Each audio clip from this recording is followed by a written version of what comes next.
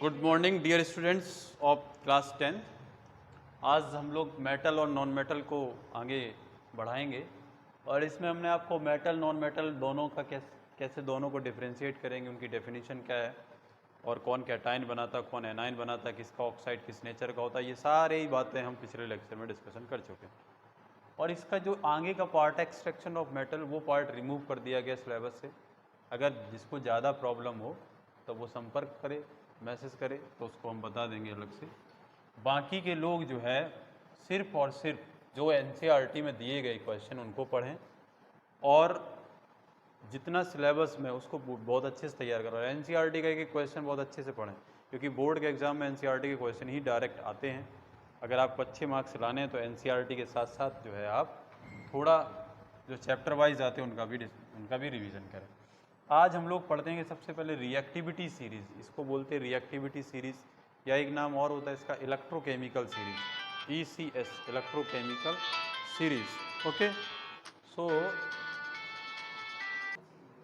Okay तो बेटा reactivity series से आपको मुझे आज पढ़ाना है और आज ये चैप्टर समाप्त हो जाएगा और फिर जो है हम आपको थर्ड चैप्टर पढ़ाएंगे, उसके बाद फोर्थ, उसके बाद 5।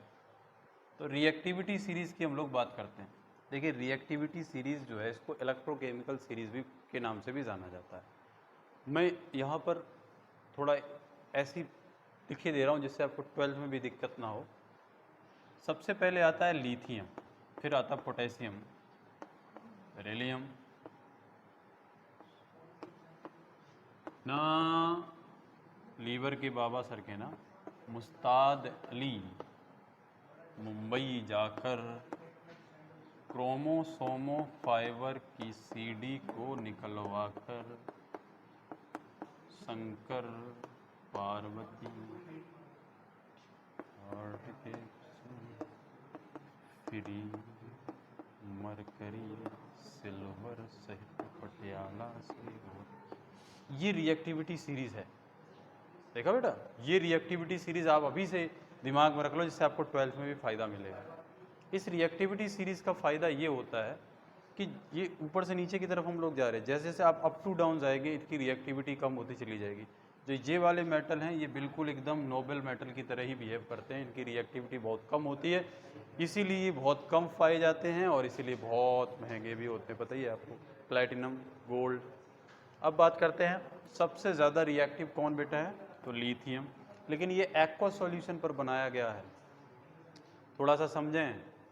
ये एक्वा सॉल्यूशन में रिएक्टिविटी सीरीज़ है, तो सबसे ज़्यादा लिथियम, पोटेशियम, बेरियम, सेलेनियम। तो अब इसमें जितने तुम्हारे एनसीईआरटी में मेंशन है उतने आप गोला मार लेना और वही आपको याद रखना। लेकिन ये पूरी सीरीज़ आप याद रख लें, जिसकी वजह से आपको 12th में भी या 11th में भी फ़ायदा मिलेगा। इसको 11th में भी पढ़ोगे, 10th में भी पढ़ोगे, 11th में भी पढ़ोगे, 12th में भी पढ़ोगे, BSc में पढ़ोगे, तब तो पढ़नी ही पढ़नी, कभी ना कभी तो पढ़ोगे। तो कुल मिला के मतलब ये इस रिएक्टिविटी सीरीज़ का है कि जैसे जैसे आप अप टू डाउन जाएंगे तो इसकी योगेंद्र सर जो इसकी जो है रिएक्टिविटी लगातार कम होती चली जाएगी। यानी सबसे ज़्यादा रिएक्टिव क्या होगा, सबसे ज़्यादा बेटा रिएक्टिव कौन सा होगा, लिथियम होगा। उसके बाद में क्या होगा, पोटेशियम होगा, सोडियम होगा। तो आपके मैं देख रहा हूँ एनसीईआरटी में लिथियम नहीं दिया गया, पोटेशियम दिया गया है, फिर इसके बाद उन्होंने सीधा सोडियम दे दिया है, ठीक है। तो ये वाला टेबल हमने 12th के अकॉर्डिंग लिखा है, ठीक है।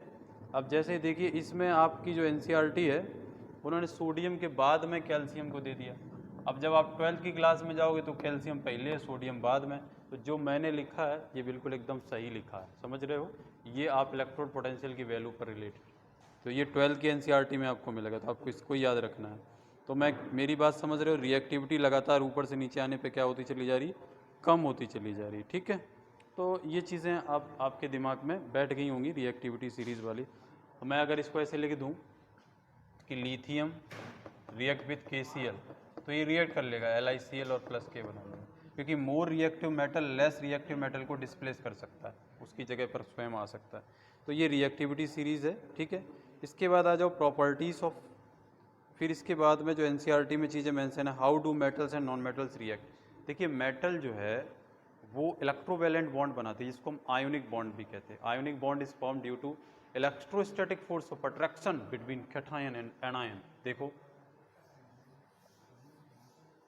समझो जरा, जैसे इन्होंने एक एग्जाम्पल दिया है बच्चों NaCl का, तो मैं आपको थोड़ा समझाने का प्रयास करता हूँ। ये मेटल के जितने भी मेटल हैं उनके मोस्टली कंपाउंड जो होंगे वो आयोनिक इन नेचर के होंगे। Please give me water. Sodium have 11 electron and classification 28,1। अब देखो आपने एक थ्योरी पढ़ी होगी, ऑक्टेट थ्योरी, सुना होगा, और नहीं सुना तो सुनाता हूँ।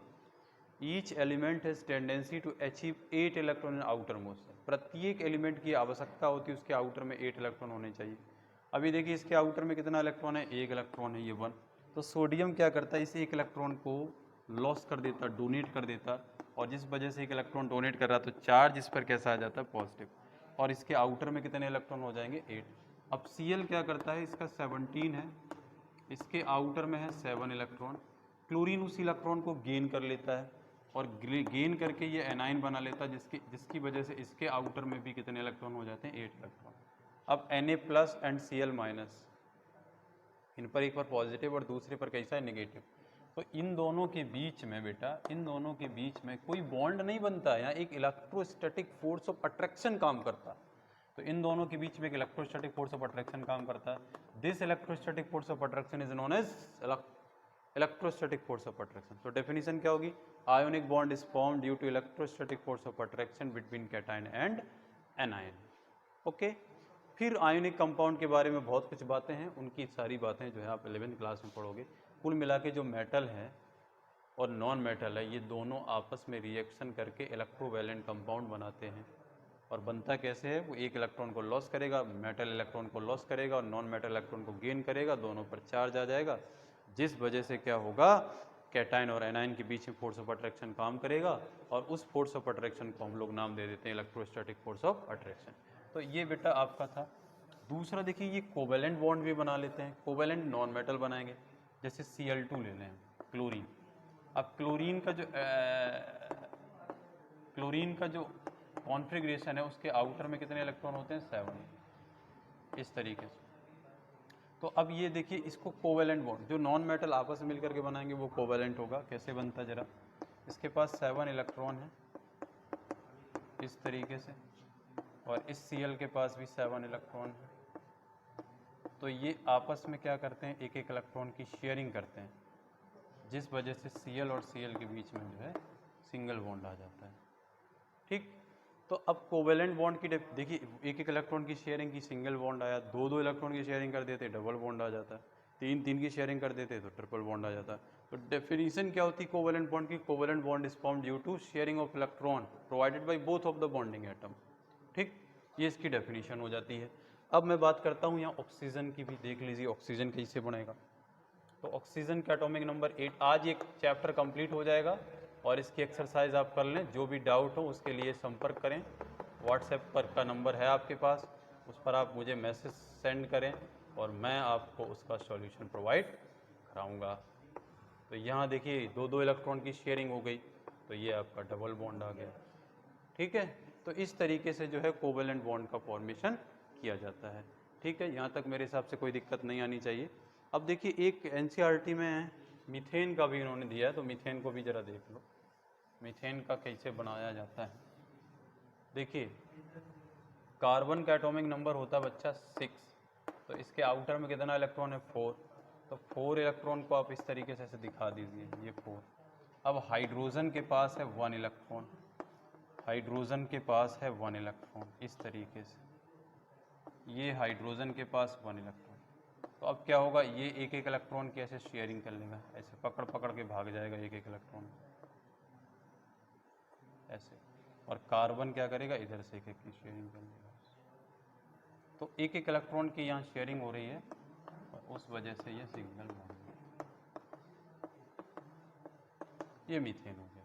तो डेफिनेशन इसकी बेटा क्या थी, आयनिक बॉन्ड की क्या मैंने बताई, ionic bond is formed due to electrostatic force of attraction between cation and anion.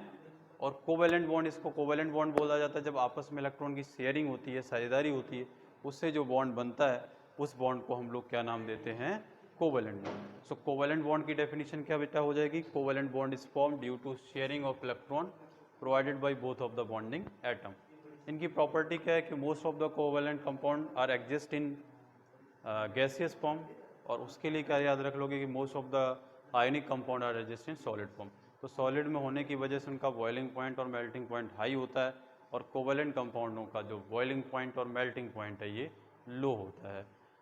Okay, तो देखिए ये चैप्टर आपका समाप्त हो चुका है। इस चैप्टर में जो भी चीज़ें होंगी हम एक बार फिर से चेक कर लेंगे, और मैं आप एनसीईआरटी के क्वेश्चन खुद से सॉल्व करना, जो चीज़ें ना आए उनको आप हमसे पूछ लेना। ओके, सो मिलते हैं नेक्स्ट वीडियो में, तब तक के लिए धन्यवाद।